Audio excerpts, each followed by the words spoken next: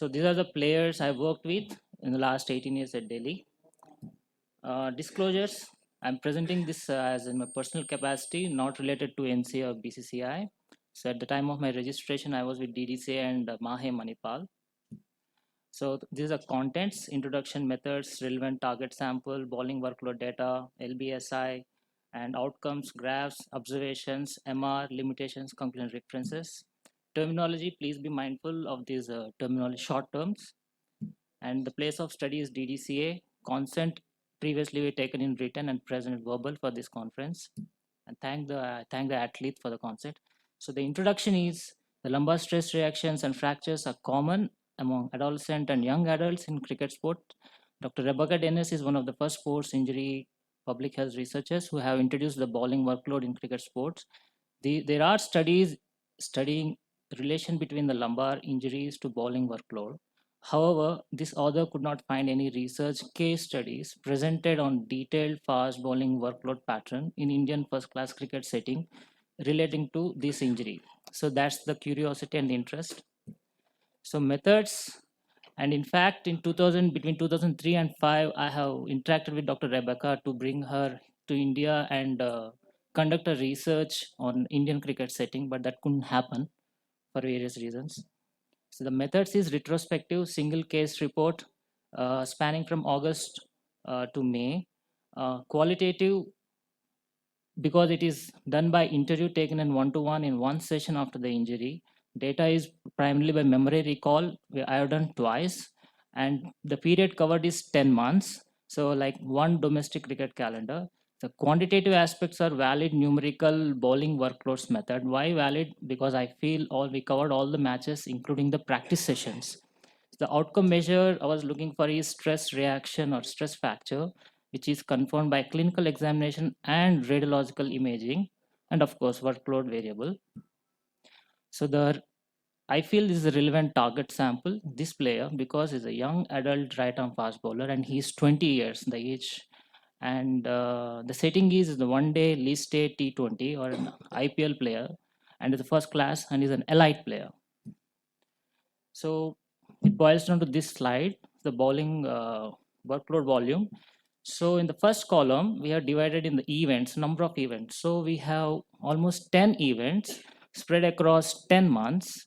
And the setting, that's the second column, is I already said list A, practice matches, Ranji bowling sessions.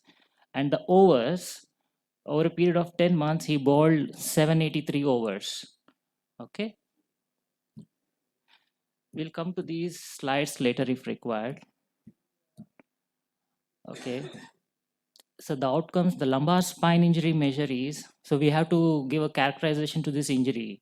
So the diagnosis aspect, the symptomatic presentation, there is symptomatic presentation, there is pain and stiffness, difficulty in bowling, and there is a radiological evidence.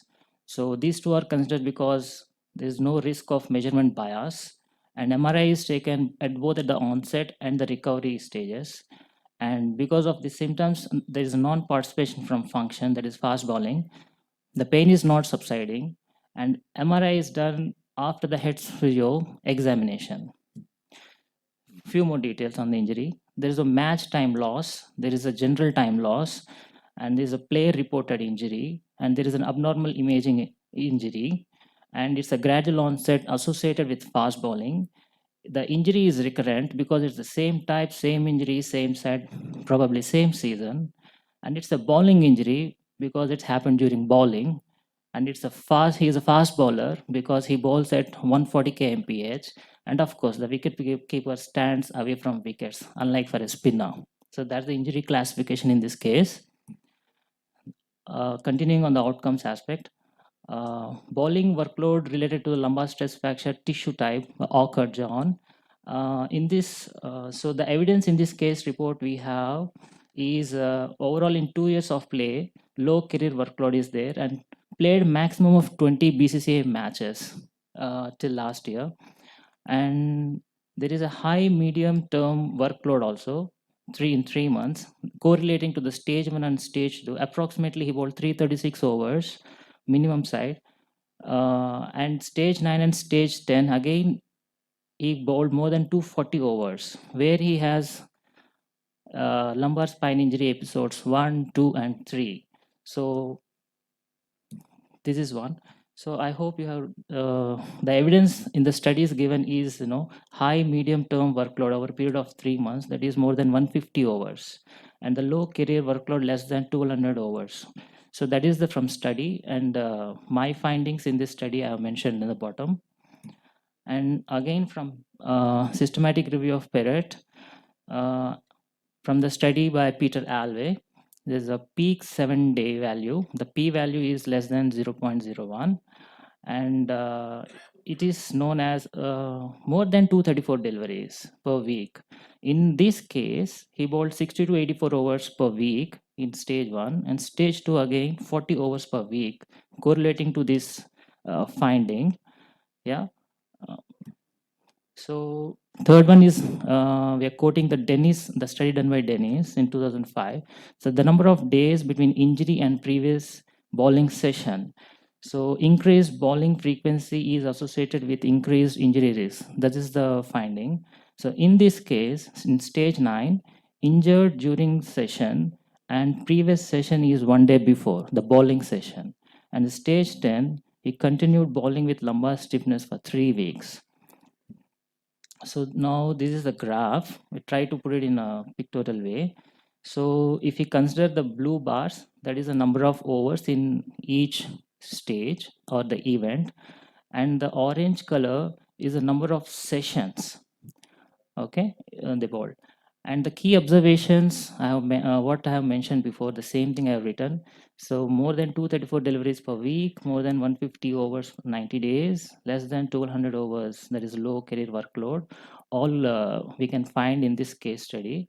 And the authors are here, Peter Alvey, Dennis, and Ockard. Some key observations which I able to make it. So the total period is 10 months. There is stiffness episode during stage 9 and 10.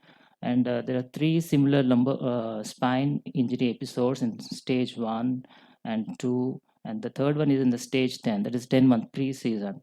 So the number of events of consecutive matches are in stage 1, stage 3, stage 4, and stage 6. And there are many number of more than 6 hours per session. The number of consecutive bowling sessions are there with no rest or not even alternate days. So excess bowling volume in one session, that is 10 overs in various stages. There is a spike seen in bowling volume per session in those stages mentioned. There's a spike before the tournament, again in stage 5. There's a spiking during the tournament also. Some key observations continued. And there is a Dr. sudden dip in Badri, bowling. we can do a fast forward on Yeah. this. So the MR impression is incomplete stress fracture in left pars. Okay. And the recovery is a complete resolution. Limitations, a single case study, no statistical done. Quality of we can ignore it. Further considerations is the mild bone osteopenia. These are the conclusions. One is the detailed history taking with data helps in observing patterns, and proper scheduling, and by the bowling coach, proper load management, and more research is required. Thank you.